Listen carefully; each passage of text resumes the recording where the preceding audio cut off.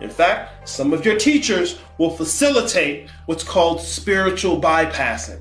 Like in the beginning, when I said I was listening to the consultation and the person who was the student suggested, well, I'm just going to stick with my selfishness and delusion because that's getting me results.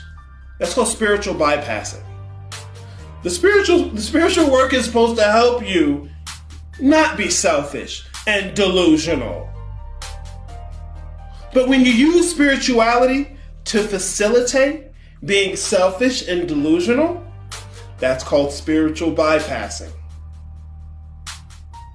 That's called spiritual bypassing. Selling you a framing of shadow work where you don't have to have the painful memories, right?